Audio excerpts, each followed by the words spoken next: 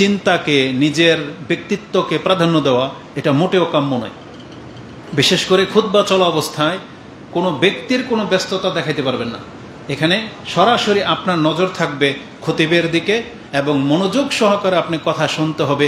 যেখানে বলা হয়েছে যে আপনি বসে বসে খুতবা কি হচ্ছে আপনি গুরুত্ব দিবেন না, বসে বসে যদি তসবিহ জপেন তাহলে সেটা হবে আপনার জন্য লাগু মানে নিরর্থক কাজ, এমন কাজ যে কাজ করলে আজকের জুমার ফজিলত আপনি হারাবেন। আজকের জুমার ফজিলত কি ছিল?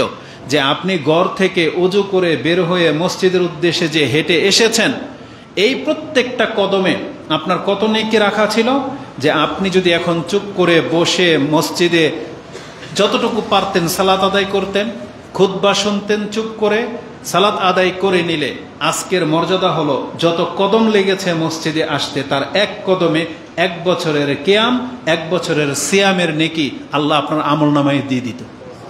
এক কদমে মানে একটা কদম ফেলছেন, 1 বছরের তাহাজ্জুদের নেকি। বিষয়টাকে আপনি কত হালকাভাবে নিয়েছেন যে আপনি মসজিদে আসলে কথা বলবেন, ইশারা করবেন, ফোনে কথা বলবেন, কোনো দায়িত্ব পালন না, মোটেও না, অন্তত খুতবা চলা অবস্থায় না। এটা শুধু আমি না, যে কোনো খতিব এখানে দাঁড়াবে, একটা বাচ্চাও যদি খতিব হয়ে দাঁড়িয়ে যায় তাহলে তাকে ইগনোর করা বা তাকে অসম্মান করা বা তাকে মূল্যায়ন না করা এটা আপনার কোনো অধিকারে নেই। এই জন্য যখনই অন্তত খুতবা চলা অবস্থায় কেউ নিজের ব্যস্ততা দেখাবেন না, তাহলে আপনি আপনার মর্যাদা হারাবেন, খতিবের কোনো ক্ষয়ক্ষতি হবে না, মানে আপনি নিজের সম্মানটা হারাবেন। আল্লাহ আমাদেরকে বুঝার তৌফিক দান করুন, আমিন। আজকের খুতবায় আমি যে বিষয়টা আপনাদের কাছে নিয়ে এসেছি সেটা হলো প্রত্যেকটা মানুষের উচিত নিজের কল্যাণ কিসে আছে সেটা দেখা এবং কোন কোন কাজে কতটা কল্যাণ আছে এটা জানা।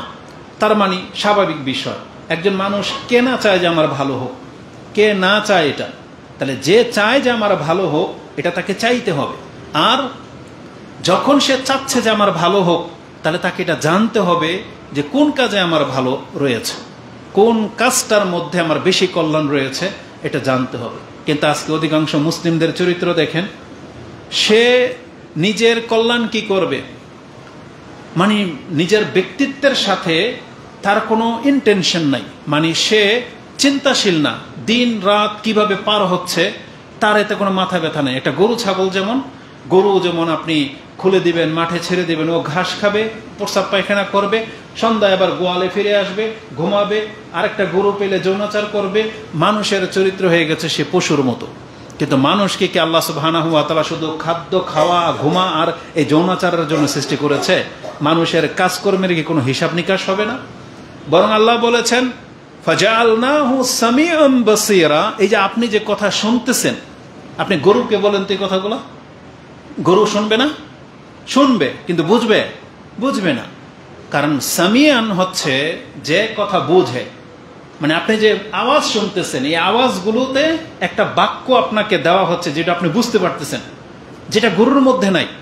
বাসীরা মানে দৃষ্টিশক্তি, গরুও দেখতে পায়। কি দেখতে পায়? এটা ঘাস, সাদা না কালো না সবুজ, এটা দেখতে পায়। কিন্তু গরু এটা দেখতে পায় না এটা কি ধান গাছ না ঘাস, এটা দেখতে পায় না।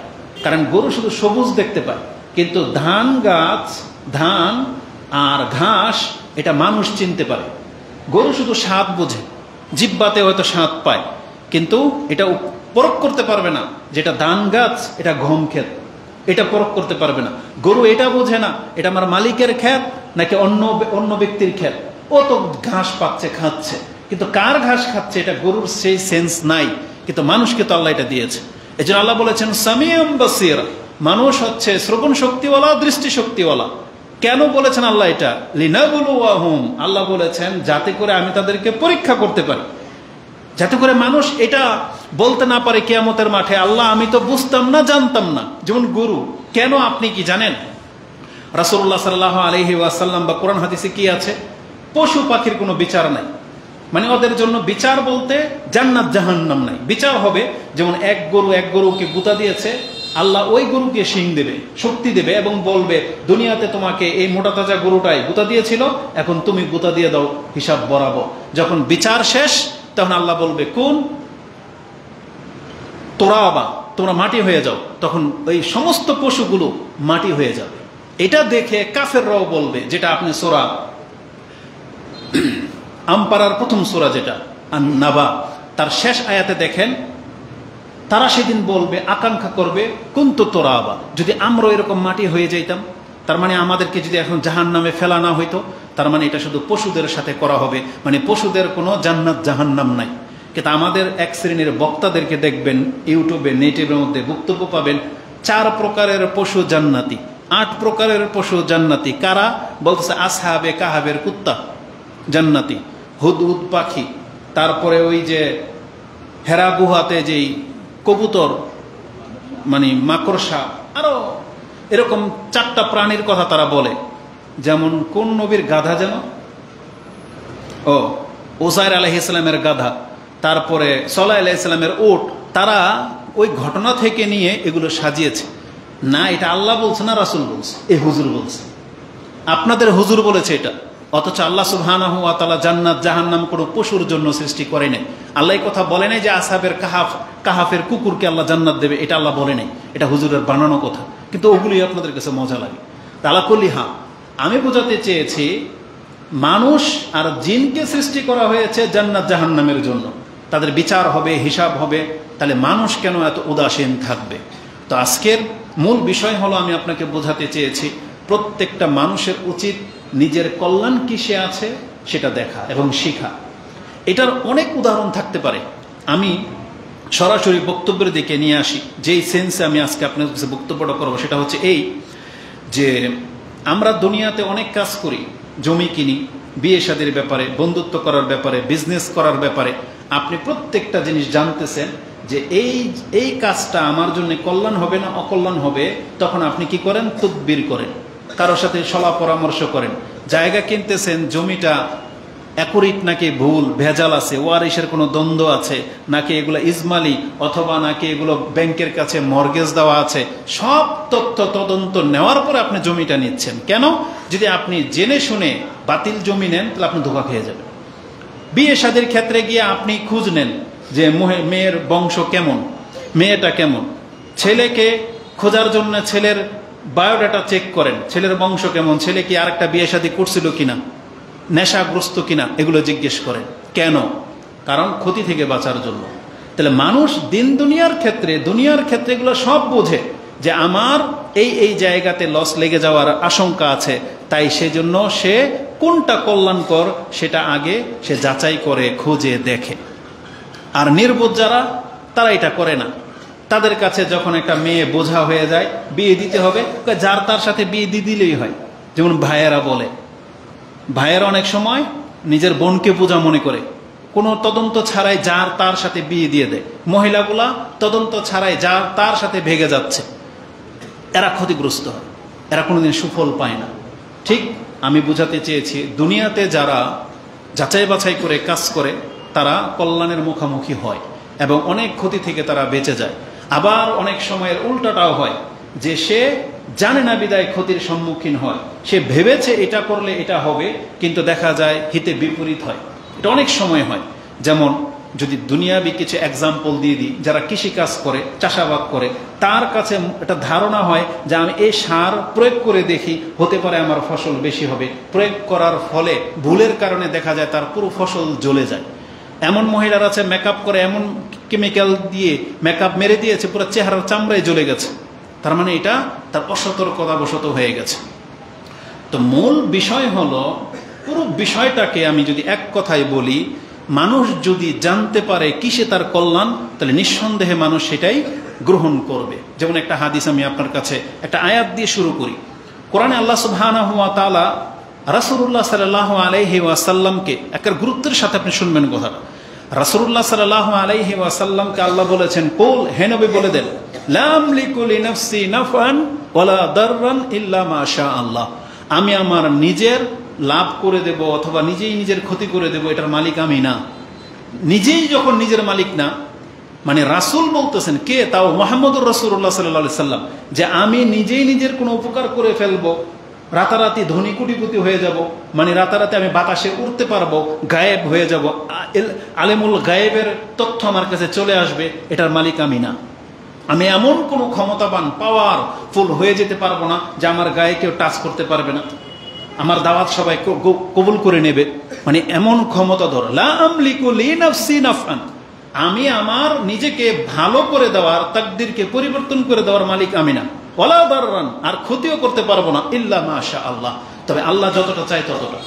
এটা শুধু রাসূলের জন্য না, পৃথিবীর সমস্ত সৃষ্টির জন্য আল্লাহ যতটা যার জন্য যেমন নির্ধারণ করে রেখেছে, যা হওয়ার তাই হোক, এটা হচ্ছে আল্লাহ কর্তৃক। এটা আমাদের আজকের মূল বিষয় না। মূল বিষয় হচ্ছে তার পরেরটা, ওয়ালাউ কুনতু আলামুল গায়বা লাস্তাকসারতু মিনাল খায়র ওয়া মা মাসানিয়াস সু। এটা হচ্ছে আজকের আলোচনার বিষয়। রাসূল বলেছেন, ওয়ালাউ কুনতু আলামুল গায়ব, যদি আমি গায়েব সম্পর্কে জানতে পারতাম, লাস্তাকসারতু মিনাল খায়র ওয়া মা মাসানিয়াস সু, আমি সমস্ত কল্যাণ নিজের জন্য জমা করে নিতাম, কোনো অনিষ্ট ক্ষতি আমাকে স্পর্শ করতে পারতো না। এটা কেন বলেছেন রাসূলুল্লাহ সাল্লাল্লাহু আলাইহি ওয়াসাল্লাম?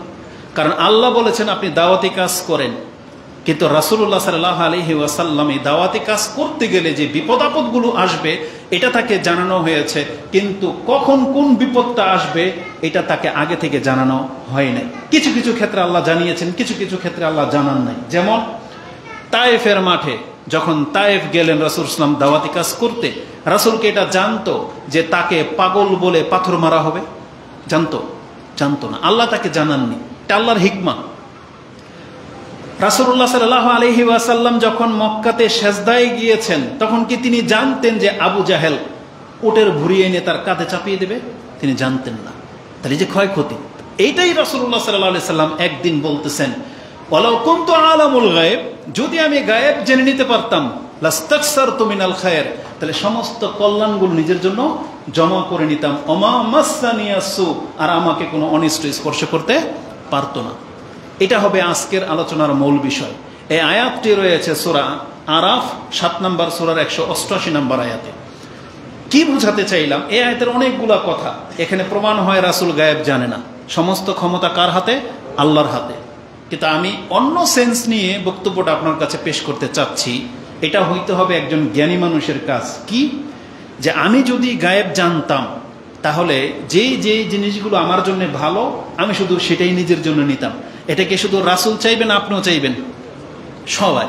এখন ধরুন জমি কেনার ক্ষেত্রে বললাম, উদাহরণ দিলাম না, আপনি জমিটা কিনবেন, আপনি কি বলতেছেন? যদি আমি জানতাম যে মালিকটা কে আর জমির ডিটেলস, তাহলে দালাল আমাকে ঠকাইতে পারে না, তাই না? বিষয়টা এরকম। তো জীবনের সব ক্ষেত্রে রাসূল বলতেছেন, ওয়ালাউ কুনতু আলামুল গায়ব, মানে আগে থেকেই যদি জেনে নিতে পারতাম, তাহলে আমি নিজের জন্য কল্যাণটাই নিতাম, অকল্যাণটা নিতাম না। যেমন আগামীকাল এই পৃথিবীতে এমন কিছু ঘটবে, এই কাজগুলো করলে ভালো হবে, এই কাজগুলো করলে খারাপ হবে। যারা এই হাইওয়েতে চিটাগাং রোডে যারা চিটাগাং যাবে, কালকে অনেকগুলো অ্যাক্সিডেন্ট হবে, হয় না? প্রতিদিন হবে। এখন আপনি আর আমি যদি জানতে পারি যে এই বাসের অ্যাক্সিডেন্ট হবে, তাহলে আমি আর আপনি কি সে বাসে উঠবো? কখনো উঠবো। এটাই হলো নিয়ম। তার মানে বোঝা যাচ্ছে যে কল্যাণ অকল্যাণটা গায়েব আছে, এটা আমরা অনেক সময় দেখতে পাই না, জানি না, এটা অজানা। কিন্তু যেই ব্যক্তি জেনে নিতে পারবে, সে সেই কল্যাণটা হাসিল করতে পারবে, সেই ব্যক্তির কোনো ক্ষতি করতে পারবে না। যেমন আরো সহজ ভাষায় নিয়ে আসি, আপনি বাজারে গিয়েছেন মাছ কিনতে বা ফল কিনতে বা সবজি কিনতে, যেই ব্যক্তি টাটকা চিনে, যেমন মুরব্বীরা যারা চিনে, এরা লাউ দেখলেই বুঝতে পারে এটা কররা না বাত্তি, কিন্তু এই বাচ্চাকে পাঠান, পরে ঠকাই দেবে না? কেন? একই জিনিস। আপনি বাজারে গিয়েছেন, ও বাজারে গিয়েছে, ওকে বলছেন একটা লাউ নিয়ে আসো, ও বাত্তি একটা লাউ নিয়ে আসবে। কেন? কারণ ও জানে না। ও দেখবে কোনটা বড়, তাই না? দেখতে সুন্দর, কিন্তু ও জানে না যে কররা বা তাজা কিভাবে চেনা যায়। মাছ আনতে পাঠান, আপনি জানেন বিদায় কোন মাছটা নদীর আর কোন মাছটা চাষের, সেটা আপনি দেখলেই বুঝতে পারেন কোনটা মেঘনার ইলিশ আর কোনটা সমুদ্রের বাটপারি ইলিশ, এটা আপনি দেখলে চিনতে পারেন। তাহলে আপনি যেন ঠকেন না। বিষয়টাকে আপনি ক্লিয়ার বুঝতে পারতেছেন? ফল কিনতে গেলেও তাই, যারা চিনে তারা জিতে যায়, তারা ঠকে না, তারা কল্যাণ নিয়ে আসে। আর যারা চিনে না তারা ঠকে যায়। তার মানে আমি বোঝাতে চাচ্ছি এটা মানুষের স্বভাব। মানুষ কখনো নিজের জন্য খারাপ কিছু চায় না, এই জন্য তার জ্ঞানকে সে কাজে লাগায়। তা রাসূল সাল্লাল্লাহু আলাইহি সাল্লাম এটাই বলেছেন, যদি আমি জানতাম কিসে আমার কল্যাণ আছে, তাহলে আমি সব কল্যাণগুলোই নিয়ে নিতাম। এই আয়াত থেকে কোন দৃষ্টিভঙ্গি থেকে আজকে বক্তব্যটা করব, তাহলে বোঝা যাচ্ছে যে কিছু জিনিস আছে যেটা অজানা, আপনাকে জানতে হবে সেই কল্যাণ অকল্যাণটা কি, এটা আপনাকে জানতে হবে। কারণ আল্লাহ সুবহানাহু ওয়া তাআলা বহু বিষয় সম্পর্কে, গায়েবের বহু বিষয় সম্পর্কে আমাদেরকে জানিয়ে দিয়েছেন যে মানুষ, তুমি যদি এটা করো এটা তোমার জন্য কল্যাণ, আর তুমি যদি এটা না করো তাহলে এটা তোমার জন্য অকল্যাণ। এটা আল্লাহ জানিয়েছে। যে জিনিসগুলো জানা নাই সেই সম্পর্কে আমাদের কোনো ক্ষমতা নাই, আর যে জিনিসগুলো জানা সেগুলো থেকে আপনি যে মুখ ফিরিয়ে আছেন, এটাই হলো আজকের বক্তব্যের মূল বিষয়। তাহলে কোন দিকে আমি বক্তব্যটা নিয়ে যাব সেটা হচ্ছে এই, যে আল্লাহ যে একজন আছে, জান্নাত যে জাহান্নাম আছে, এটা একদিন অজানা ছিল, মানুষ জানতো না। আল্লাহ সুবহানাহু ওয়া তাআলা জানিয়েছেন যে তোমাদের রব একজন আছে, একটা ধর্ম আছে যেটা সত্য, সেটা হচ্ছে ইসলাম। এটা জানা ছিল না, আল্লাহ জানিয়েছেন। কিন্তু আপনি এখন জানেন যে ইসলামই কল্যাণ, ইসলামের জীবন ব্যবস্থা কি কল্যাণ, মানে ইসলামের যতগুলো বিধিবিধান আছে এটাতে কল্যাণ আছে। আল্লাহ আমাদেরকে বলেছেন এই জন্য এগুলো তোমাদের জন্য হালাল, আর ইসলামে ওই বিষয়গুলোকে হারাম করেছে যেগুলো আপনার জন্য ক্ষতির কারণ। যেমন আল্লাহ সুবহানাহু ওয়া তাআলা কোরআনের একটা এক্সাম্পল দিয়ে বলেই দিয়েছেন, ওয়ায়াসআলুনাকা আনিল খামরি ওয়াল মাইসির কুল ফীহিমা ইসমুন কাবীরুন ওয়া মানাফিউ লিন-নাস ওয়া ইসমুহুমা আকবারু মিন নাফিহিমা। এটা আল্লাহ সুবহানাহু ওয়া তাআলা সূরা বাকারার আপনি 119 নম্বর আয়াতে পেয়ে যাবেন, 219 নম্বরে সূরা বাকারাতে পেয়ে যাবেন। তো আল্লাহ বলছেন যে তোমার কাছে তারা জুয়া এবং নেশা সম্পর্কে জিজ্ঞেস করতে চায়, আপনি বলে দেন এই দুইটার মধ্যে অনেক বড় পাপ আছে। তারপর আল্লাহ সুবহানাহু ওয়া তাআলা বললেন, কিছু মানুষ তো দাবি করবে যে উপকারও আছে, কিছু মদের মধ্যে, নেশার মধ্যে তারা উপকার পায়, প্রশান্তি পায়, তাদের এনার্জি নাকি বেড়ে যায়, তারপরে জুয়া খেললে টাকা ইনকাম হয়, তাই না, কিছু কল্যাণ দেখতে পাচ্ছে। আল্লাহ বলতেছেন যে তাতে যেই কল্যাণটা মানুষ দেখতে পায় তাদেরকে এটাও জানিয়ে দেন যে ইসমুন কাবীরুন ওয়া মানাফিউ লিন-নাস ওয়া ইসমুহুমা আকবারু মিন নাফিহিমা। যে লাভটা তারা দেখতে পাচ্ছে সেই লাভের তুলনায় তাদের যে পাপটা হবে জুয়া খেললে, নেশা করলে, এই পাপটা তার নাফা মানে উপকারের চাইতে বেশি ক্ষতিকর। তার মানে আপনি জুয়া খেলে কোটিপতি হয়ে গেলেন, নেশা করে মোটা তাজা হয়ে গেলেন, আল্লাহ কি বলেছেন, তুমি যে পাপটা কামাইলা এটা তোমার এই উপকারের চাইতে বেশি ক্ষতি। সেটা কি? কারণ কয়দিন পরেই এই নেশার কারণে আপনার ফুসফুস পচতে শুরু করবে। যে কোটি টাকা আপনি কামিয়েছিলেন দাপটের সাথে, এটা এখন চিকিৎসায় শেষ হবে, তারপরে মরলে কি হবে? জাহান্নাম। অনেক বড় ক্ষতি, কারণ আপনি আল্লাহর অসন্তুষ্টির কাজে লিপ্ত হয়েছেন। তো আল্লাহ সুবহানাহু ওয়া তাআলা আমাদেরকে জানিয়েছেন কোন কাজে কল্যাণ, কোন কাজে অকল্যাণ। এখন যে জিনিসগুলো আল্লাহ আমাদেরকে জানিয়েছেন, এই মুসলিমরা এটা মেনে নেওয়ার পরে সেই কাজগুলো করে না কেন, এটা হচ্ছে আজকের বিষয়। তার মানে আপনি জানেন যে কোন জিনিসটাতে আপনার কল্যাণ আছে, আপনি জানতেছেন, কিন্তু আপনি সেটা মানতেছেন না। তাহলে কেন, এমনটা কেন? এতদিন হয়তো আপনি জানতেন না, যেমন ওই যে না জেনে ভুল হয়ে যায়। আপনি ঘরে কোনো একটা কেমিক্যাল নিয়ে আসছেন, ম্যাচলাইট বা গ্যাস নিয়ে আসছেন, এটা আপনার বাচ্চা জানে না এটা কি উপকারের। আপনি তো উপকার করেন, গ্যাস লাইট দিয়ে আপনি এটা উপকার নেন, কিন্তু বাচ্চা জানে না ও এটা ক্ষতির কারণ হয়ে গেছে, ওটা না জানার কারণে। আপনি জানতেন না শিরিক কি জিনিস, বেদাত কি জিনিস। আপনি ইবাদত ভেবে আপনি একটা মূর্তির সামনে, একটা মন্দিরের সামনে একটা ফুলের মালা দিয়ে দিলেন, একটা মিষ্টি কিনে নিয়ে প্যাকেটটা রেখে আসলেন, ভালো বলে করলেন, আপনি জানতেন না। কিন্তু যখন আপনাকে জানানো হলো এটা একটা শিরক, তারপরও করবেন। যখন জানানো হলো এটা খেলে ক্যান্সার হয়, তারপরও খাবেন। এটাই হচ্ছে মানুষের সবচেয়ে নির্বুদ্ধিতা। এটা থেকে উঠে আসতে হবে আপনাকে, যেটা হবে আজকের বক্তব্যের মূল বিষয়। আবার কত কল্যাণ আছে, অকল্যাণ আছে, মানুষ জেনে শুনে সেই নিজের ক্ষতি চায়। যেমন একটা ঘটনা ঘটে গেছে, সে জানে আমি আত্মহত্যা করে মরে যাব, কিন্তু সে আত্মহত্যা করে। সে তার লাভ করলো না ক্ষতি করলো? যারা নেশা খায় বলে আমার টেনশন, নেশা খেতে খেতে লাইফটাকে শেষ করে দেব, ও কি জেনে শুনে খাচ্ছে না? তার মানে জেনে শুনে নিজের ক্ষতির দিকে ও নিয়ে যাচ্ছে। এরকমের অসংখ্য দলিল আপনার কাছে দেয়া যাবে। আপনি জেনে শুনে খারাপ ব্যক্তির সাথে যদি বন্ধুত্ব করেন, খারাপ দলগুলোর সাথে যদি আপনি জড়ান, আপনি জানেন যে ওরা খারাপ, কিন্তু কেন জড়ালেন? দুনিয়ার কোনো বেনিফিটের আশায়। কিন্তু এই খারাপই কিন্তু শুধু ওদের মধ্যে সীমাবদ্ধ থাকবে না, এই খারাপই আপনার মধ্যেও আসবে, আপনার মধ্যে আসবে। এই জন্য আল্লাহ সুবহানাহু ওয়া তাআলা কোরআনে আমাদেরকে নিষেধ করে দিয়েছেন। আল্লাহ বলেছেন, ওয়ালা তুলকু বিআইদিকুম ইলা তাহলুকা, তোমরা নিজেদেরকে ধ্বংসের দিকে ঠেলে দিও না। তার মানে কোরআনে নিষেধ করেছেন আমাদেরকে নিজের দেহের ক্ষতি করা। যেমন অনেকে ওই যে প্রেম প্রীতির নামে কোনো একটা কিছু হলে সিগারেট দিয়ে নিজের হাতে কেঁচা দেয়, ব্লেড দিয়ে কাটে, অথচ সে নিজেকে ধ্বংসের দিকে ঠেলে দিচ্ছে। খাবার খাওয়া বন্ধ করে দেয়, পাগলের মতন আচরণ করে, রাতে ঘর থেকে বেরিয়ে যায়, এমন বহু ঘটনা ঘটে না? এতে কি হয়? সে নিজের ক্ষতি করলো, নিজের বাপ মার ক্ষতি করলো, সমাজের মান সম্মান ডুবালো। আল্লাহ বলছে ওয়ালা তুলকু বিআইদিকুম ইলা তাহলুকা। এটা শুধু এই ক্ষেত্রে সীমাবদ্ধ না। মুসলিম আমরা যারা নিজেদেরকে বিপদের মধ্যে ঠেলে দিয়েছি, কিভাবে? এটার মূল তফসির দেখবেন, সেটা হচ্ছে জিহাদ করা ছেড়ে দিয়ে। আজকে আমরা আমাদের দোকান পোশাক ব্যবসা বাণিজ্য বাংলাদেশ নিয়ে উৎফুল্ল, জিহাদ করা ছেড়ে দিয়েছি। কালকে ওই কাফেররা এসে আপনার এগুলো দখল করবে, যেগুলো আপনি সাজিয়েছিলেন এগুলো দখল করবে। কেন সাহস পাবে? কারণ আপনি জিহাদ করা ছেড়ে দিয়েছেন। সেই জন্য আজকে ফিলিস্তিন গাজার অবস্থা দেখেন, নিজের হাতে গড়া বিল্ডিংগুলো, লাখো কোটি টাকার সম্পত্তি তছনছ করে দিয়েছে ইসরায়েলের এই কাফেররা। এই ইহুদিরা সেগুলোকে তছনছ করে দিয়েছে। আপনার দুনিয়া শেষ, কিন্তু আপনি যদি ঈমান হারা হয়ে মরেন তাহলে আপনার পরকালও শেষ। তাহলে যেই জন্য আপনি ইসলাম ছেড়ে দিয়ে শুধু দুনিয়ার পেছনে ছুটলেন, একটা ভূমিকম্প আসলে আপনার বিল্ডিং তছনছ হয়ে যাবে, আপনার ইনকাম সব শেষ। একটা বড় রোগ হয়ে গেলে আপনার সমস্ত টাকা শেষ।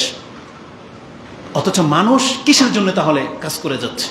এই জন্য মানুষকে জানতে হবে কিসে তার কল্যাণ, কিসে তার অকল্যাণ। আল্লাহ সুবহানাহু ওয়া তাআলা আমাদেরকে এইভাবে সতর্ক সাবধান করেছেন। এবার আসুন আমি আপনাদেরকে সেই কথার দিকে নিয়ে যাই যে কিভাবে আপনি নিজের কল্যাণ করবেন। সেটা হচ্ছে আল্লাহ আমাদেরকে জানিয়েছেন, বান্দা কিসে তোমার কল্যাণ আছে। সেটা হচ্ছে এক কথায় যদি জানতে চান, সেটা হচ্ছে ইসলাম। মানুষের উচিত মানুষকে ইসলাম গ্রহণ করে নেওয়া। মানুষের উচিত তার নবী যেই কথাগুলো রেখে গেছেন সেই কথাগুলো ফলো করা। ইসলামে যেগুলো হালাল করেছেন সেই হালালগুলো বক্ষণ করা, যেগুলো হারাম করেছেন সেগুলো থেকে নিজেকে বাঁচানো। এটা মানুষের দায়িত্ব, কারণ এতেই মানুষের কল্যাণ রয়েছে। কিন্তু অধিকাংশ মানুষ এখান থেকে উদাসীন, মানে বেখবর।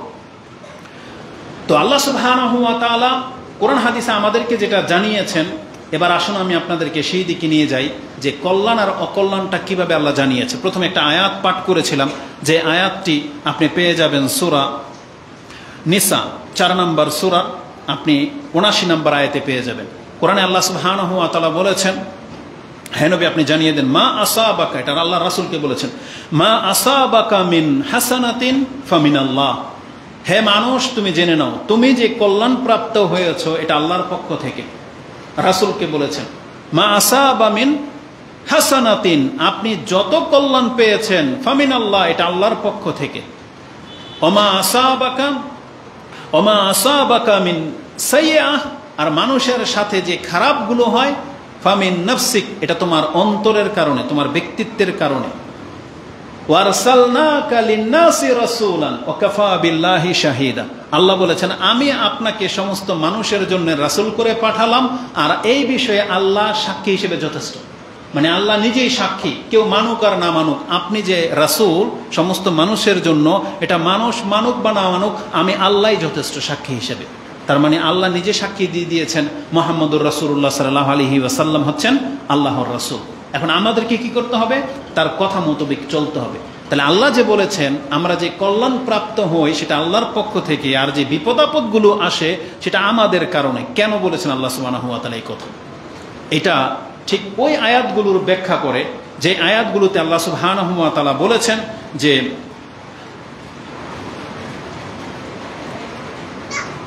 মা আসাবাকা মিন হাসানাতিন, এটার ব্যাখ্যা হলো ওমা আসাবাকুম মিন মুসিবাতিন ফাবিমা কাসাবাত আইদিকুম ওয়া ইয়াফু আন কাসীর।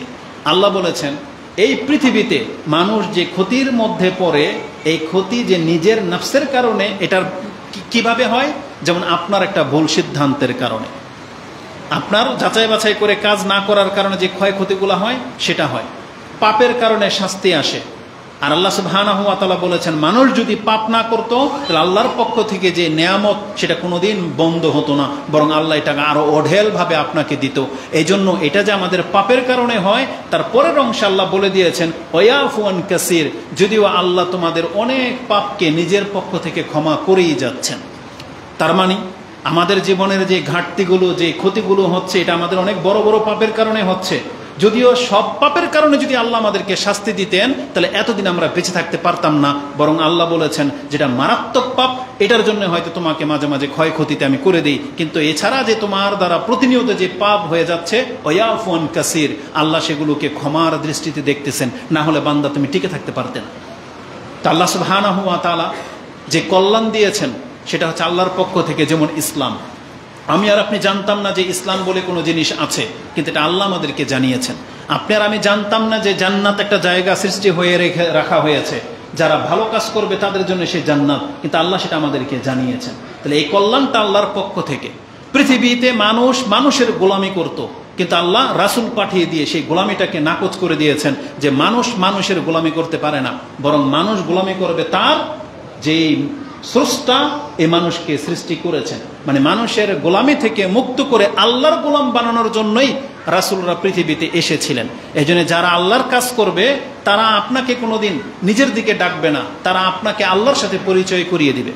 পৃথিবীর কোনো পীর, কোনো হুজুর যদি সে আল্লাহকে বাদ দিয়ে নিজেকে ফেস করে যে আমার মরিদ হন বা আমার ধন্যা ধরেন, আমি আপনাদেরকে জান্নাত নিয়ে যাব, আল্লাহর কাছ থেকে জোর করে আপনাকে জাহান্নাম থেকে ছিনিয়ে আনবো, এগুলা প্রতারণা ছাড়া আর কিছু না।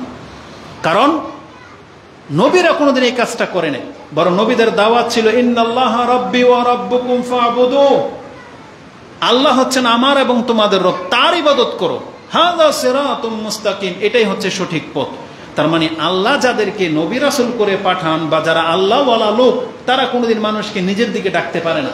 তাদের কাজ হবে বান্দাকে আল্লাহর সাথে পরিচয় করে দেয়া। উর্দুতে বেশ কিছু কথা আছে, মাঝে মাঝে ভালো লাগে তাদের উক্তিগুলো। তিনি বলতেছেন আল্লাহর বান্দাকে कौन है, अल्लाह का गुलाम कौन है जो दूसरों को माबूद नहीं। মানে কথাটাকে সেইভাবে বলেছে, আল্লাহর বান্দাকে যেমন আপনি আমি, পরিচয়টা কি, হয় আমি মাবুদ না আমি বান্দা আব্দ, দুইটার একটা।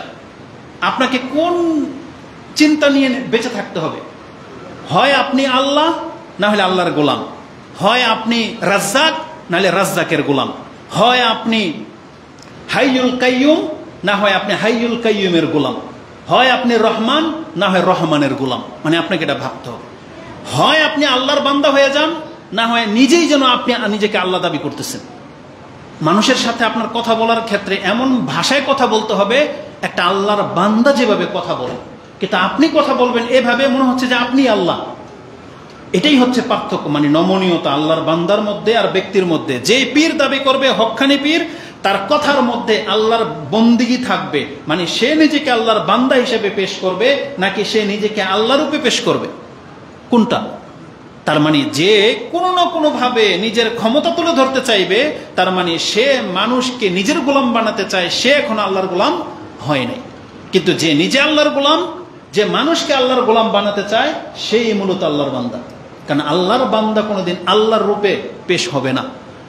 যেই ব্যক্তি অল্প বিদ্যা রাখে, মানে জানি না আমরা, সে কোনোদিন বলবে না আমি আল্লামা।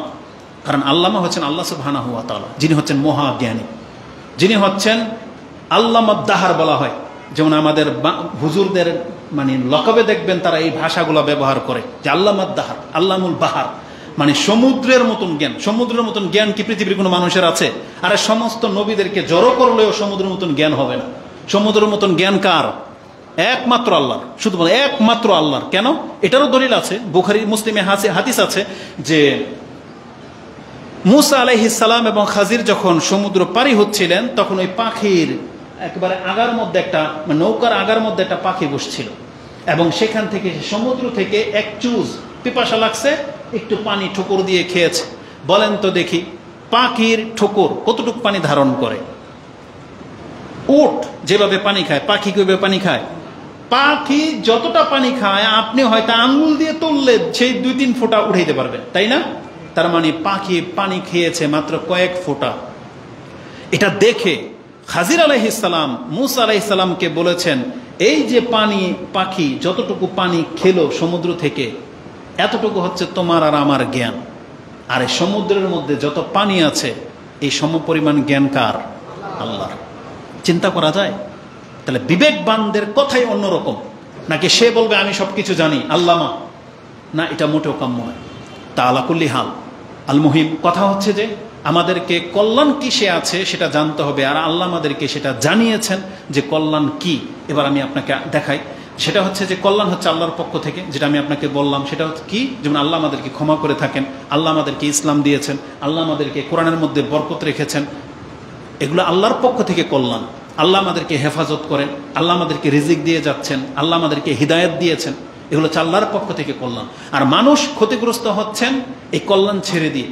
আপনি নিজের মতো করে চলতেছেন, যেটা আল্লাহ হারাম করেছে, হালাল হারাম আপনি বাঁচেন না, আপনি হারামও খেয়ে যাচ্ছেন, তাহলে আপনি নিজেকে অকল্যাণের দিকে নিয়ে যাচ্ছেন।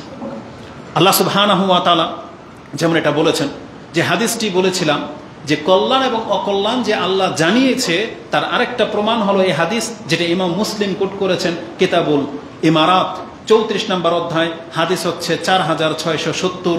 তাতে রাসূলুল্লাহ সাল্লাল্লাহু আলাইহি ওয়াসাল্লাম, একটা লম্বা হাদিস, তার প্রথম টুকরা হচ্ছে এই, আব্দুল্লাহ ইবনে আমর ইবনে আস তিনি বলতেছেন, আমরা কোনো একটা সফরে ছিলাম, তারপরে এক জায়গায় নামলাম, রাসূল আমাদেরকে নামাজের জন্য জমা হতে বললেন, আমরা জমা হলাম।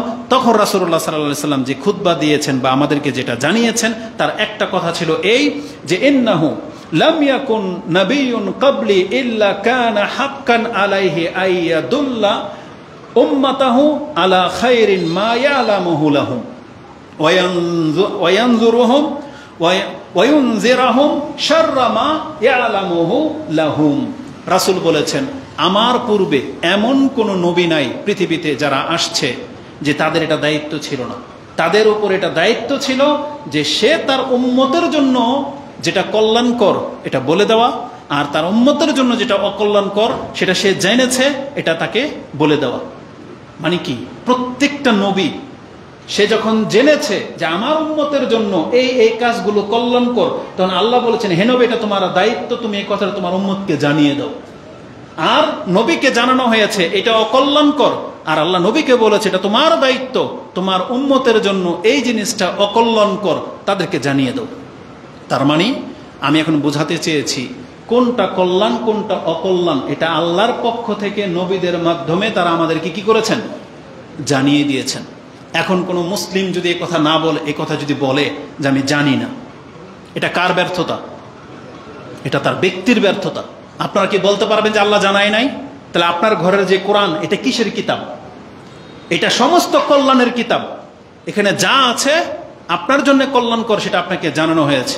রাসূলুল্লাহ সাল্লাল্লাহু আলাইহি ওয়াসাল্লামের এত শত শত হাদিস, এই যে শত শত যে কিতাব, কিসের জন্য? এগুলোর মধ্যে কল্যাণ অকল্যাণ লেখা আছে। কোন ব্যক্তিকে এটা বলতে পারবেন যে খাবার সময় কি বলে খেতে হয় এটা জানেন না? বলতে পারবেন? এটাকে আমাদেরকে শেখানো হয় নাই? কোনো ব্যক্তি কি জানেন যে জুতা পরতে গেলে কোন পায়ে জুতা পরতে হয় সেটাও কি ইসলাম আমাদেরকে শেখায় নাই? শিখিয়েছে। তার মানে আমি ছোট্ট দুইটা উদাহরণ কেন দিলাম, আপনি প্রস্রাব পায়খানা করবেন সবচেয়ে খারাপ জায়গা না, সেই জায়গাতে ইসলাম আছে না নাই? তাহলে সেখানে আপনি কিভাবে ঢুকবেন, কি বলে ঢুকবেন, এটা কি ইসলাম শিখায় নাই? তার মানে ইসলাম যেখানে একটা তুচ্ছ বিষয়কে যখন শিখায়, তাহলে আপনি রাষ্ট্র কিভাবে পরিচালনা করবেন, আপনার সংসার কিভাবে চলবে, ইনকাম কিভাবে হবে, আপনি সারাদিন কি করবেন, ইসলামকে এটা শিখায় নাই? তার মানে ইসলাম আমাদেরকে সব শিখিয়েছে, কোনো কিছু গোপন নাই। যেটা কল্যাণকর গোপন ছিল, আল্লাহ ওহির মাধ্যমে মুহাম্মদ সাল্লাল্লাহু আলাইহি ওয়াসাল্লামের মাধ্যমে সেটা কি করেছেন, জানিয়ে দিয়েছেন। তার দলিল স্পষ্ট এই হাদিস। শুধু নবী কেন, আমাদের নবী কেন, প্রত্যেক নবী এটা করেছেন, যে তার জাতির জন্য যেটা কল্যাণ সেটা তারা জানিয়ে দিয়েছেন, যে এই কাজটা কল্যাণ, এই কাজটা অকল্যাণ। আর উপরন্ত আমাদের নবী মুহাম্মদুর রাসূলুল্লাহ সাল্লাল্লাহু আলাইহি ওয়াসাল্লাম, তার ক্ষেত্রে আল্লাহ কোনো কিছু গোপন রাখে নাই। যেমন ধরেন কিছু কিছু জাতির ক্ষেত্রে কিছু কিছু আল্লাহ গোপন রেখেছিলেন, বলেন নাই। যেমন এই যে জুমার দিনের ব্যাপারে হাদিসে কি আছে, বনি ইসরায়েলরা জুমার দিন পায় নাই, তারা একদল বেছে নিল শনিবারকে, আরেক দল বেছে নিল রবিবারকে। তারা মনে করলো যে ওরা আমাদের আগে, কিন্তু আল্লাহ সুবহানাহু ওয়া তাআলা মুহাম্মদ সাল্লাল্লাহু আলাইহি ওয়াসাল্লামকে জানিয়ে দিলেন যে শনিবারের আগে শুক্রবার। তার মানে যে জুমার দিন, এটা আপনি যখন সার্কেল করবেন, রাউন্ড করবেন, আপনার কাছে মনে হচ্ছে কি শনি আগে না, শনি রবি সোম মঙ্গল বুধ বৃহস্পতি শুক্র, শুক্র সবার শেষে আসে না, এবং এটাকে গোল করে দেন। দেখেন তো কি হয়। তার মানে গোল যখন করে দিবেন, শনিবারের আগে কি শুক্রবার, তাই না? এটা ওরা জানতো না যে শুক্রবারের ফজিলত যে বেশি, এটা আল্লাহ বনি ইসরায়েলদেরকে দেয় নাই। এটা কাকে দিয়েছে? আমাদের নবী মুহাম্মদুর রাসূলুল্লাহ সাল্লাল্লাহু আলাইহি ওয়াসাল্লামকে দিয়েছে। তার মানে পৃথিবীর জন্য যেটা কল্যাণকর অকল্যাণকর, এটা পূর্বের জাতির কাছে কিছু কিছু জিনিস আল্লাহ জানাননি। কদরের রাত্রের কথাই করা জানতো, ওদেরকে রমজান মাস ছিল, কিন্তু এটা কাকে দিয়েছে? আল্লাহ মুসলিমকে দিয়েছে।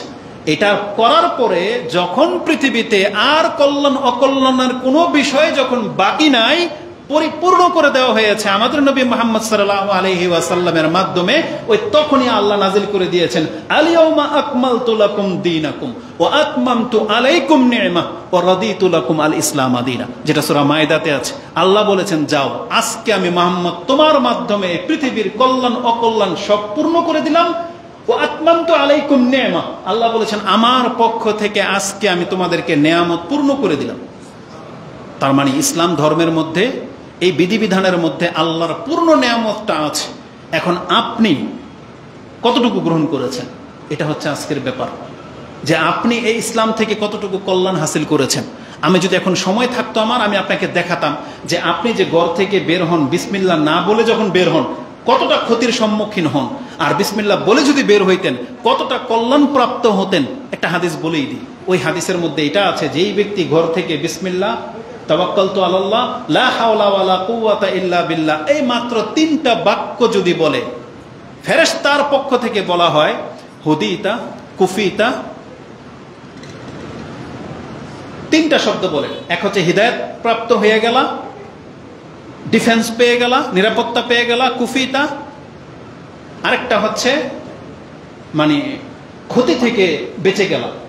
শয়তানও তখন আরেক শয়তানকে বলে কাইফা বিমান, এই ব্যক্তির সাথে এখন তুমি কিভাবে পারবা, যেই ব্যক্তি হুদিয়া কুফিয়া, ওই শব্দটাই মনে পড়তেছে না, 3টা ভাষা বলেছিল, যে শয়তান শয়তানকে বলে আজকে তুমি ওকে কিভাবে গুমরাহ করবা, ও তো বিসমিল্লাহ বলে ঘর থেকে বেরিয়েছে, ও তো হেদায়েত পেয়ে গেল, ও তো আল্লাহর পক্ষ থেকে নিরাপত্তা পেয়ে গেল, এবং ওকে তো এখন আল্লাহর পক্ষ থেকে হেফাজতের দায়িত্ব নিয়ে নেওয়া হয়েছে। বুঝেন? কিন্তু আমরা বিসমিল্লাহ না বলার কারণে আমাদের ওই যে জিনে ধরে, ভূতে ধরে। আপনাদেরকে কেন ধরে বারবার? ওই সমস্ত অধিকাংশ ঘরগুলোর মধ্যে এমন কেন নজর লেগে যায়, বা জিনের আসর, জাদুটোনা, এগুলোই কেন আপনাদের? তাবিজ কবজ নিয়ে আপনাদেরকে চলতে হয় কেন? আমাদেরও তো সন্তান আছে, আমাদের হাত টাত আপনি দেখেন তো আমাদের কাছে কোনো টাকা টোকা আছে কিনা? আমাদেরও তো বাচ্চা আছে, আমাদের বাচ্চাগুলোকে চেক করেন তো, ওরা তো তাবিজ ছাড়া বেঁচে আছে, ওরা তো কালি ছাড়া বেঁচে আছে। কারণ আমরা কার ভরসায় চলি? আল্লাহর ভরসায়। তাহলে আপনাদের আল্লাহ ভরসার সাথে কালি লাগে কেন, তাবিজ লাগে কেন আপনাদের? যেই কথাটা দিয়ে তাবিজটা লেখা হবে, তাহলে সেটা আপনি মুখস্থ করে কেন নেন না? আপনার দাবি হলো হুজুর তো কোরআন দিয়ে তাবিজ দিয়েছে, তাবিজ কি পুরো কোরআনটা লিখে দিছে? 2-1টা আয়াত না, তাহলে সেই আয়াতটা আপনি মুখস্থ করেন না কেন? তার মানে আপনার নিয়তের মধ্যে সমস্যা আছে। আপনি চাচ্ছেন মুশরিকের মতো জীবনযাপন করতে, কিন্তু আপনার যদি আল্লাহর ব্যাপারে যদি আপনার কনফিডেন্স ভালো থাকতো, যে আমি আল্লাহর বান্দা, আল্লাহর ভরসায় আমি চলি, তাহলে কালি তাগা এগুলোর আপনার প্রয়োজন হতো না। তার মানে আমি বুঝাতে চাচ্ছি, মানুষ যখন ইসলামের রীতিনীতি নিয়ম নীতি পালন না করবে, যে যতটুকু পালন করবেন ততটুকু কল্যাণ পাবেন, যে যতটুকু পালন করতেছেন না, আপনার দুনিয়াও ক্ষতিগ্রস্ত হচ্ছে, আপনার পরকালও বরবাদ হচ্ছে। আজকে রাষ্ট্র ব্যবস্থা দেখেন, মুহাম্মদুর রাসূলুল্লাহ সাল্লাল্লাহু আলাইহি ওয়াসাল্লামকে একটা রাষ্ট্র ব্যবস্থা কায়েম করে যায় নাই? তিনি বলে দিয়েছিলেন না, যারা চুরি করবে তার হাত কাটা হবে, জেনা করবে বিবাহিত তাকে রজম করা হবে, নেশা করবে তাকে বেত্রাঘাত করা হবে। এই নিয়মগুলি কি পালন করা হয় নাই? তারপরের চিত্র কি? মদিনাতে কি মানে জেনা বেড়ে গিয়েছিল, লুটতারাজ বেড়ে গিয়েছিল? তার মানে আল্লাহর বিচার যখন কায়েম হয়ে যাবে, ক্রাইম কমে যাবে, অপরাধ কমে যাবে। আজকে কেন আপনার জীবনের নিরাপত্তা নাই? কেন? আপনাকে রাস্তায় বাড়াইলে, এই যে কাজীপাড়া মদনপুরের স্থান থেকে এখানে রাতের 11টা বাজে আসতে আপনার অন্তর কাঁপে কেন? রাসূল সাল্লাল্লাহু আলাইহি ওয়াসাল্লাম তো এমন একটা ইসলাম রেখে গিয়েছিলেন, বলেছিলেন একজন মহিলা ইয়ামান থেকে মক্কা পর্যন্ত সফর করবে নির্দ্বিধায়। পৃথিবীতে কেমন একটা নজির কায়েম হয় নাই? নিরাপত্তাকে সৌদি আরবে নাই? আপনি মাইলকে মাইল ঘুরেন তো দেখি, 1400 বছর এই ক্রাইমের যুগে, তারপরও তো আপনার কোনো ভয় নাই, কোনো টেনশন ছাড়াই আপনি কয়েকশো কিলোমিটার গাড়ি নিয়ে যেতে পারবেন, আপনার কোনো ভয় নেই। বাংলার জমিনের মধ্যে আপনার 90% মুসলিম বাস করেন, অথচ আপনার মহল্লায় ঢুকবেন 1 কিলোমিটার জায়গায় আপনি পেরেশান, সম্পদ নিয়ে আসতে পারবেন না। কেন? এটা কোন চরিত্রের মুসলিম আমরা? আপনি নিজেকে দাবিও করতেছেন মুসলিম, অথচ আপনি জানেন না যে একজন মুসলিমের রক্ত, মুসলিমের ইজ্জত, মুসলিমের মান সম্মানের মূল্য কি। এই সামান্য একটা মোবাইলের জন্য আপনি একটা কূপ দিয়ে দিলেন একজন মুসলিমের গায়ে। মানে কি এটা? আপনি কোন ধর্মের অনুসারী? আরে আপনি তো প্রত্যেকটা লোক যারা ডাকাতি করে, ছিনতাই করে, প্রত্যেকটা ফেরাউন টাইপের লোক, প্রত্যেকটা। আপনি শুধু ফেরাউনকে গালি দেন? আপনার ঘরের মধ্যে ফেরাউন জন্ম। বাপ হয়ে আপনি জানেন যে আপনার ছেলে চুরি বাটপারি করে খায়, তাহলে মানে আপনার ঘরে আপনি ফেরাউন পালতেছেন, আপনি ফেরাউনকে গালি দেন? একটা মুসলিম কোনোদিন এই চরিত্র হতে পারে না। এজন্য আপনাদেরকে আমরা বলবো, কল্যাণ পেতে চান, ইসলাম পালন করে। একটু আগে আমি যখন এখানে এসেছি, আমি মুরব্বীদেরকে বলবো, আপনারা দুঃখ নিয়েন না। আপনি কি জানেন আমরা হুজুররা আপনাদেরকে ইসলাম বুঝাইতে ব্যর্থ হয়েছে? আপনার বয়সটা একবার চিন্তা করেন, আর এই সময়টা চিন্তা করেন। আমি এখানে এসেছি 11:30টায়। আজকে কি দিন? জুমার দিন। কোনো ব্যক্তিকে এটা জানেন, এই হাদিস শুনেছেন, যেই ব্যক্তি যত দ্রুত মসজিদে আসবে সে একটা ওটের নেকি পাবে, তারপরে গরু, তারপরে মুরগি, এক পর্যায়ে কি ডিম, তাই না? তাহলে যেই মুরব্বীরা বয়স হয়ে গেছে, আপনার এখন আর ওই চাহিদা নাই, খায়েশ নাই, দুনিয়ার রং ঢং নাই, দাড়ি সাদা হয়ে গেছে, আপনাকেও কি 11:30টা পর্যন্ত এই চায়ের দোকানে বসে থাকতে হবে? কি কাজ এটার? কি কাজ? আপনার বাঁচবেন কয়দিন? আপনাকে আমরা হুজুররা এটাই শেখাইতে পারি নাই যে আপনার এই বয়সটা মূল্যবান, আপনার প্রত্যেকটা ঘড়ির কাঁটা মূল্যবান। আপনি কিভাবে পার করতেছেন আপনি দেখেন। জীবনের পাপ কি সব ভুলে গেছেন, নাকি আল্লাহর পক্ষ থেকে সার্টিফিকেট চলে আসছে যে আল্লাহ আপনাকে মাফ করে দিছে? তার মানে ওগুলোর বিচার যদি শুরু হয়ে যায় কি হবে? তাহলে আমরা আমাদের মুরব্বীদেরকে বলবো, এই বয়সটা জুমার দিন অন্তত এই দোকানে বসে থাকার মতন ব্যাপার না, এটা বিষয় না। আপনি কি জানেন যে এটার নিয়মটা কি ছিল? উচিত ছিল একটা দিন অন্তত আপনি 10টা বাজে মসজিদে চলে আসেন। যারা কোরআন পড়তে পারেন, নামাজ পড়ে 2 রাকাত নামাজ পড়ে আরো পড়েন, যতটুকু পারেন পড়েন, পড়তে থাকেন, আপনাকে কেউ বাধা দেবে না। তারপরে ক্লান্ত হয়ে যাবেন বা কিছু কোরআন নেন, একটু লম্বা করে আল্লাহর কাছে দোয়া করেন, খতিব আসা পর্যন্ত। এটাই হবে আজকের জুমার দিনের কাজ। একটা দিনের 1 ঘন্টা আপনি আল্লাহর জন্য দিতে পারবেন না? আর এই দোকান আপনাকে কি দিয়েছে? আপনাকে যদিও যারা সিগারেট খোর, চা খোর আছেন, আপনার পকেটের টাকা আপনাকে কিনে খেতে হয়েছে, নাকি আজ পর্যন্ত এমন রেকর্ড রয়েছে যে হোটেলের সামনে বসে থাকার কারণে দোকানদার ইচ্ছা করে আপনাকে এক কাপ চা বানিয়ে দিয়েছে, যে ওখানে বসে থাকলে আমাকে 1 কাপ চা দেয়? তার মানে আপনার ফায়দাটা কি এখানে? কি কাজ আপনার এখানে? তার মানে উদ্দেশ্যহীন জীবন। একটা মুসলিম কোনোদিন এমন হইতে পারে না। মুসলিম সব সময় নিজের কল্যাণ চাইবে, সব সময়। কিসে আমার কল্যাণ আছে? এটা শুধুমাত্র এটা বক্তব্য না, আপনাকে আমি আমার দিন বুঝাতে চাচ্ছি।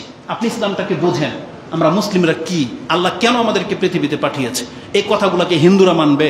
এই কথাগুলো কি খ্রিস্টানদের জন্য? এগুলো কাদের জন্য? আপনার জন্য। কেন? আপনি নিজেকে মুসলিম দাবি করেছেন। তাহলে আপনি মুসলিম দাবি করলে আপনি আপনার ধর্ম কেন মানবেন না? এটা কোন ধরনের নীতি? কে মানবে তাহলে?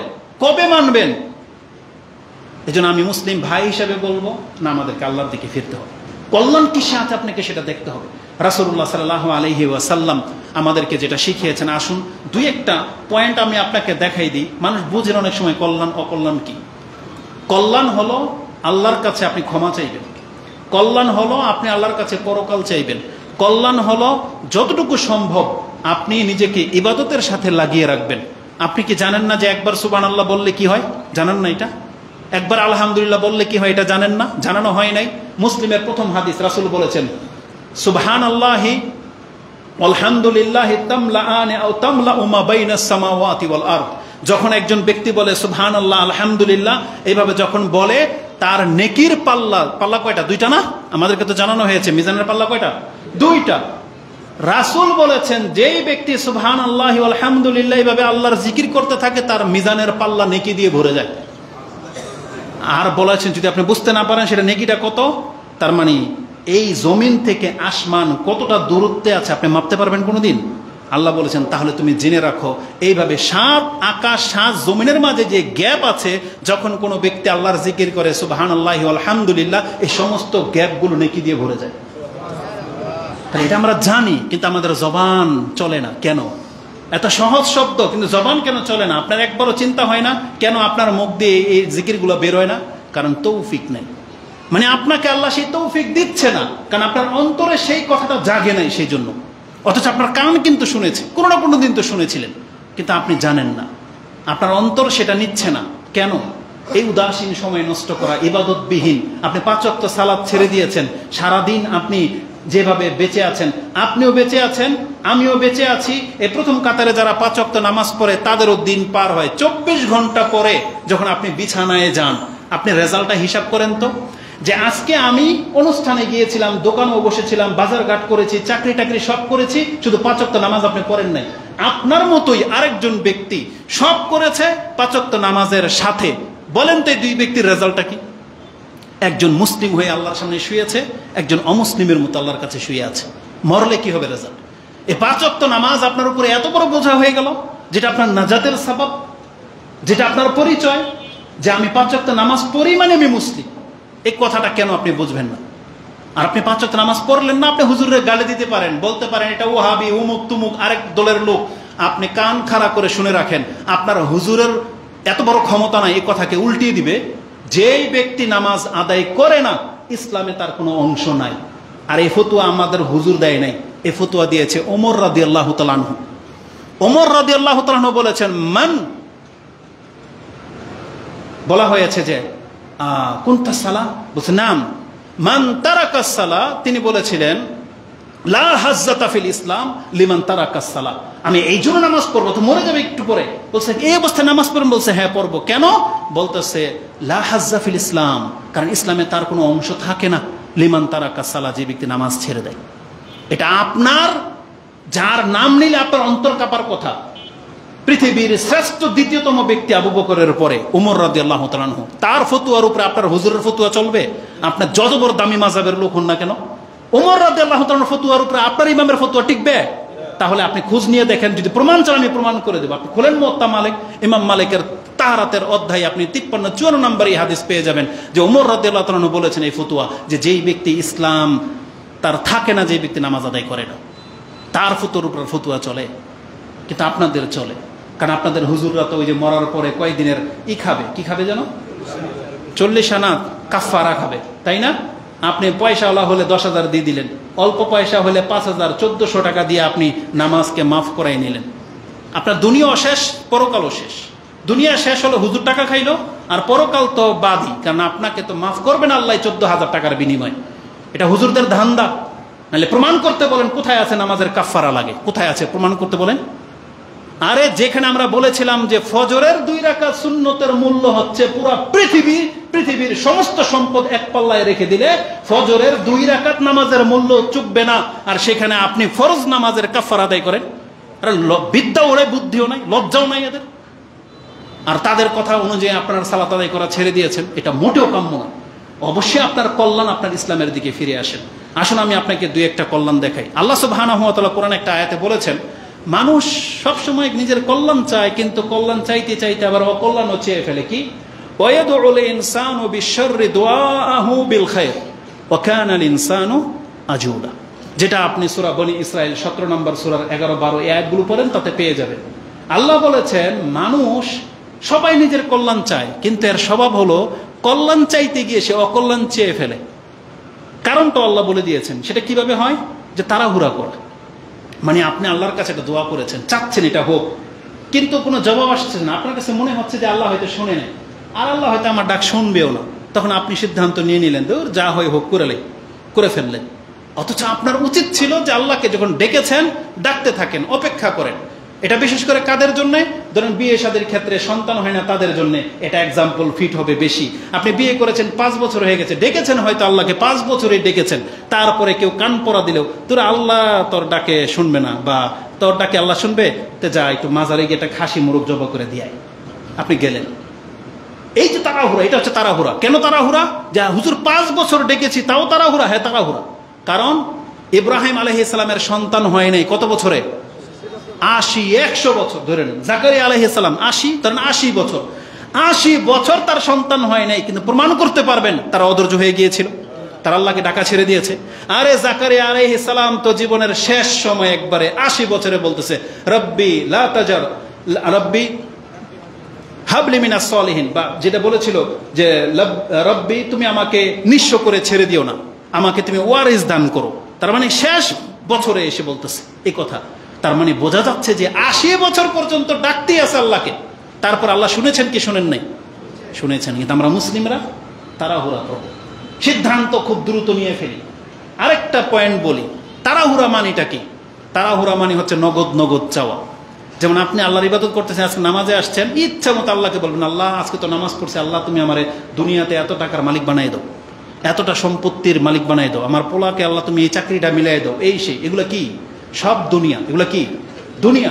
আল্লাহ বলেছেন ফামিনান নাসি মান ইয়াকুলু রাব্বানা আতিনা ফিদ দুনিয়া, যেই ব্যক্তিরা বলে যে আল্লাহ তুমি আমাকে দুনিয়া দাও, আল্লাহ বলেছেন ওমা লাহু ফিল আখিরাতি মিন খালাক। এটা আপনি সূরা বাকারার 200 নম্বরে পেয়ে যাবেন যে আল্লাহ বলেছেন মানুষের মধ্য থেকে বহু মানুষ আছে যারা আল্লাহর কাছে নগদ নগদ চায়। তার মানে তারা যা কিছু আছে সব দুনিয়ার ক্ষেত্রে দুনিয়া চায়। জানেন এটা কত মারাত্মক ব্যাপার? কেন আল্লাহ আমাদেরকে এটা শিখিয়েছেন? কেন আল্লাহ বলেছেন যে তুমি আমার কাছে দুনিয়া চাইও না?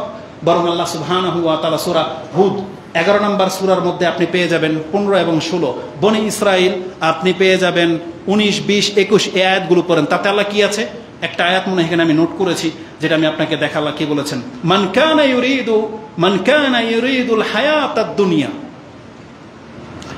আল্লাহ সুবহানাহু ওয়া তাআলা বলেছেন মান কানা ইউরিদুল আজিলাতা আজ্জালনা লাহু ফিহা মা নাশাউ লিমান নুরিদ সুম্মা জাআলনা লাহু জাহান্নামা ইয়াসলাহা মাযমুমান মাদহুরা। আল্লাহ বলেছেন মান কানা ইউরিদুল আজিলাতা আজ্জালনাহা, যেই ব্যক্তি আমার কাছ থেকে শুধু নগদ নগদ চায়, আমি যদি তাকে নগদ দিয়ে দিই, রেজাল্ট কি? তাকে আমি জাহান্নামে লাঞ্ছিত করে ছেড়ে দেব। আজকে পুরো পৃথিবীর কাফেররা শুধু দুনিয়া নিয়ে বেঁচে আছে, ওরা পরকাল চায় না। কিন্তু মুসলিমদের কি করা উচিত ছিল? মুসলিমদের আল্লাহর কাছে পরকাল চাওয়া উচিত ছিল। উম্মে সালামা রাদিয়াল্লাহু তাআলা আনহা তিনি দোয়ায় বলতেছেন আল্লাহুম্মা মাত্তিনা বিজাওজি রাসূলিল্লাহ সাল্লাল্লাহু আলাইহি ওয়াসাল্লাম ওয়া বিআবি সুফিয়ান ওয়া বিআখি মুআবিয়া, আল্লাহ তুমি আমাকে এতটা বয়স দান করো যাতে আমি রাসূলের পুরো জীবনটা পাই, আমার বাবা আবু সুফিয়ানের পুরো জীবনটা পাই, এমনকি আমার ভাই মুআবিয়ার পুরো জীবনটা যেন আমি পাই। কেন? কারণ তারা প্রত্যেকে লিডার ছিলেন, যাতে সেই শান শৌকতের সাথে বেশি দিন বেঁচে থাকতে পারে। রাসূল বললেন সুবহানাল্লাহ, তুমি এমন কিছু চাইলা যেটা আল্লাহ তো আগেই অগ্রিম লিখে দিয়েছে যে তোমার বয়স কত হবে, কত ডুব পানি তুমি খাইবা, কত শান শৌকতের সাথে বেঁচে থাকবা, এটাকে আল্লাহ আগে লিখে দেয় নাই? আপনারা তো জানেন যে আপনার এক ডুব পানি বাকি থাকতে কি আপনার মৃত্যু আসবে না। তাহলে রিজিক তো আল্লাহ আপনাকে আগেই লিখে দিয়েছেন। বলছেন বরং তুমি যদি চাইতে আল্লাহর কাছে আল্লাহুম্মা আফিনি মিন আযাবিল কবরি ওয়া আযাবিন নার ফাকানা খায়রাল লাকি, বরং তোমার দোয়াতে তো উচিত তুমি আল্লাহর কাছে বলবা আল্লাহ তুমি আমার কবরের আযাব এবং জাহান্নামের আযাব থেকে আল্লাহ নিরাপত্তা দিয়ে দাও। এইটা হইতে হবে দোয়া, এটা তোমার জন্য কল্যাণকর। কারণ তুমি রিজিক চাইলেও পাইবা, না চাইলেও পাইবা, কারণ এটা আল্লাহ নির্ধারিত, এটা আল্লাহ নির্ধারণ করে দিয়েছে। এটার বাস্তব প্রমাণ কি জানেন? বেনামাজি দান চাষি আর নামাজি দান চাষি কাদের সংখ্যা বেশি? বেনামাজির সংখ্যা বেশি না? আচ্ছা বলেন তো দেখি, দান কাদের জমিতে বেশি হয়? নামাজের জমিতে বেশি হয় না বেনামাজের জমিতে বেশি হয়? না, দুইজনের জমিতে বেশি হয়। নামাজের জমিতে দান বেশি হয়। প্রমাণ করতে পারবেন যে এই গ্রামের হুজুরা ধান চাষ করছে, তার 1 মনে দান হয়েছে 100 মন, আর ওই বেনামাজি ধান চাষ করছে দান হয়েছে 90 মন, হয়েছে এরকম? তার মানে রিজিকের ক্ষেত্রে নামাজকে আল্লাহ প্রাধান্য দেয় নাই যে নামাজি লোক। আচ্ছা ধরেন এটা বাস্তব উদাহরণ, আপনার সমাজের ইমাম সাহেব কোটিপতি না আপনারা কোটিপতি? আপনাদের বেনামাজিরা কোটিপতি, তাই না? মসজিদেরা 5 ওয়াক্ত নামাজ পড়ে আর বেশি অভাবী। তার মানে বোঝাতে চেয়েছি ইবাদতের সাথে রিজিকের সম্পর্ক নাই। ইবাদতের সম্পর্ক হতে হবে কিসের সাথে? পরকালের সাথে, আল্লাহর সাথে, নাজাতের সাথে। আপনি নামাজ পড়তেছেন, দোয়া দুনিয়া না, আপনি কি চাইবেন আল্লাহর কাছে? পরকাল চাইবেন। মানে আমরা বেঁচে আছি কেন, আলহামদুলিল্লাহ কেন বলি, লা ইলাহা ইল্লাল্লাহ কেন বলি? এটা কি দুনিয়ার সম্পদের দোয়া নাকি জাহান্নাম থেকে মুক্তির দোয়া? তার মানে প্রত্যেকটা মুসলিমকে ইবাদত করতে হবে আল্লাহর নাজাতের জন্য, আল্লাহর কাছে জান্নাতের জন্য।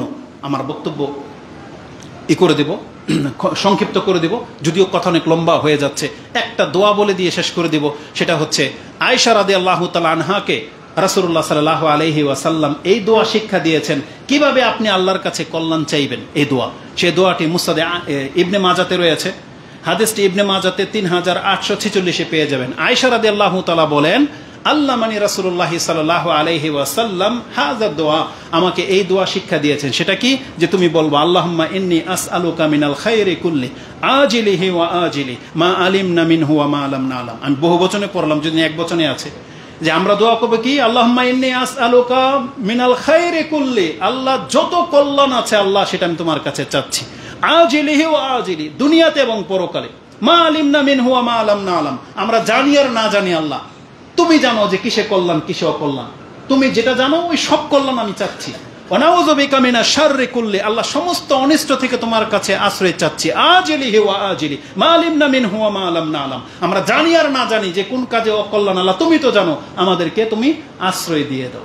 এবং তুমি বলবা আল্লাহুম্মা ইন্নী আসআলুকা খায়রা মা সালাকা আবদুকা ওয়া নাবিয়ুকা মুহাম্মাদিন সাল্লাল্লাহু আলাইহি ওয়াসাল্লাম, আল্লাহ আমি তো জানি না যে কিসে কল্যাণ, তবে তোমার নবী মুহাম্মদ সাল্লাল্লাহু আলাইহি সাল্লাম তোমার কাছে যা যা চেয়েছে আল্লাহ আমি তোমার কাছে তা তা চাচ্ছি। ছোট্ট একটা বাক্য না, কিন্তু কত বড় কথা বলেছেন। রাসূল তার জীবনে কত কল্যাণ চেয়েছে আপনি জানেন? জানেন না, কিন্তু আপনি এক কথাই বলে দিলেন আল্লাহ মুহাম্মদ সাল্লাল্লাহু আলাইহি সাল্লাম তোমার বান্দা, পছন্দনীয় বান্দা, তোমার কাছে যা যা চেয়েছে কল্যাণ আল্লাহ তুমি আমি তাই দাও, আমি তাই চাচ্ছি। ওয়া আউযু বিকা মা মাস্তাআযাকা মিনহু নাবিয়ুকা মুহাম্মাদিন সাল্লাল্লাহু আলাইহি ওয়াসাল্লাম, আমি ওই সমস্ত অকল্যাণ থেকে তোমার কাছে আশ্রয় চাচ্ছি যেই সমস্ত অকল্যাণ থেকে মুহাম্মদ সাল্লাল্লাহু আলাইহি ওয়াসাল্লাম তোমার কাছে আশ্রয় চেয়েছে। আর সর্বশেষ যে কথাটা সুবহানাল্লাহ, এর মধ্যে আছে আল্লাহুম্মা ইন্নী আসআলুকাল জান্নাতুল ফিরদাউস ওয়া মা কাররাবা ইলাইহা মিন কাউলিন ওয়া আমাল ওয়া আউযু বিকা মিনান নারি ওয়া মা কাররাবা ইলাইহা মিন কাউলিন ওয়া আমাল, আল্লাহ আমি তোমার কাছে জান্নাত চাচ্ছি, আর যে কাজ করলে কথা বললে জান্নাত পাওয়া যায় সেটা আমাকে দিয়ে করাও। আর আমি তোমার কাছে জাহান্নাম থেকে আশ্রয় চাচ্ছি, যে কথা বললে যে কাজ করে ফেললে জাহান্নামে যেতে হয় ওই কথা ওই কাজ থেকে আল্লাহ তুমি আমাকে ফিরাও। এটা কত বড় দোয়া। এবং সর্বশেষ আপনি আল্লাহর কাছে দোয়া করবেন, আপনি বলবেন ওয়া আসআলুকা আন তাজআলা কুল্লা কাদাইন কাদাইতাহু লি খায়রা, আল্লাহ তুমি আমার তাকদিরে যা কিছু লিখেছো আমি সেই তাকদিরের শুধু ভালো জিনিসগুলো তোমার কাছে চাচ্ছি। তার মানে আমার তাকদিরের অকল্যাণগুলো যেন আমাকে স্পর্শ করতে না পারে, আল্লাহ তুমি আমার তাকদিরের ভালোগুলোকেই বহাল রাখো, খারাপগুলোকে আল্লাহ তুমি মিটিয়ে দাও। সুবহানাল্লাহ, এটা হচ্ছে দোয়া। তাহলে আমাদেরকে কি করতে হবে? আল্লাহর কাছে চাইতে হবে, আপনি কল্যাণ চাইবেন। আর প্রত্যেকটা মানুষ যখন জানবেন, আপনাকে জানানো হবে এটা কল্যাণ এটা অকল্যাণ, আপনি সেটা মেনে চলার চেষ্টা করেন। এটা রোগীর ক্ষেত্রেও ডাক্তার যেটা বলবে আপনার কল্যাণ এটা, আপনি এটা করেন, ওটা খায়েন না, এটা খাইলে আপনার সমস্যা, খায়েন না, জিহ্বাকে একটু কন্ট্রোল করেন। তারপরে হুজুররা যখন আপনাকে বলতেছে সুদের সাথে জড়ায়েন না, ঋণ করে বাড়ি করার দরকার নাই, আপনি হুজুরের কথাটা মেনে নেন, কারণ আপনি মনে করতেছেন দূর হুজুরের কথার আর কি মূল্য আছে। তাহলে এখানে কি রাসূল এসে কথা বলবে? কে কথা বলবে এখানে? হয় আমি আজকে বলেছি আপনার সন্তান যখন হুজুর হবে উই না বলবে, তাহলে কোরআন হাদিস কে বলবে? আর এই হুজুরই বলবে। কিন্তু আপনি যদি আর কথাটা মূল্যায়ন না করেন, তাহলে কার কথাটাকে অমূল্যায়ন করলেন আপনি বলেন তো? মূলত আপনি হুজুরের কথাকে অমূল্যায়ন করেন নাই, আপনি আপনার রাসূলের এবং আপনার রবের কথাকে অমূল্যায়ন করেছেন। কেন? কারণ হুজুরকে নিজের কথাটা বলছে সুদ হারাম, এটাকে হুজুরের ফতোয়া? কার ফতোয়া? আল্লাহ সুবহানাহু ওয়া তাআলা বলেছেন সুদ হারাম। তাহলে কোরআন হাদিস থেকে যেটা কখন হুজুর বলবে, এই হুজুরদের কথা মেনে নেওয়া ছাড়া আপনার কিন্তু আর পথ নাই।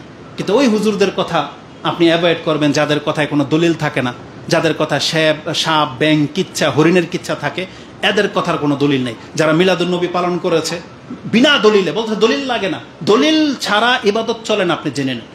দলিল ছাড়া আপনি রাসূল সাল্লাল্লাহু আলাইহি ওয়াসাল্লামের ভালোবাসা প্রদর্শন করবেন, চলবে না। আচ্ছা বলেন তো দেখি, আপনি ভালোবাসেন বলতেছেন স্ত্রীকে, মাকে, বোনকে, মেয়েকে, আপনার স্ত্রীকে যেভাবে আপনি চুমা দেন আপনার মেয়েকে ওইভাবে দিবেন? আপনি বলতেছেন না তোমার কাছে কৈফিয়ত দিতে হবে না, আমি আমার মেয়েকে ভালোবাসি, এটা ভালোবাসার প্রমাণ, মানবে সমাজ? তাহলে ভালোবাসারও প্রমাণ লাগে। আপনি যখন বলবেন আমি রাসূলকে ভালোবাসি, তাহলে কি নিজের মতো করে ভালোবাসবেন? না, এটা ভালোবাসা না। আপনি টুপি পরা পছন্দ করেন, তাই বলে কি লুঙ্গি খুইলা মাথায় দিবেন? প্রত্যেকটা জিনিসের একটা মাপ রেখা আছে। আল্লাহকে ভালোবাসারও মাপ রেখা আছে। আপনার বাপ মাকে, পীরকে, হুজুরকে ভালোবাসবেন, তারও একটা কি মাপ রেখা আছে। এই জন্য জানতে হবে। আপনি গোরামি করবেন না, রাগ করলে রাগ করতে পারেন, আপনার ধর্ম শিক্ষা নেওয়া ছাড়া আপনার কোনো গতি নাই। এজন্য আপনার বয়স যারা হয়ে গেছে আপনি হেও হয়ে যান না।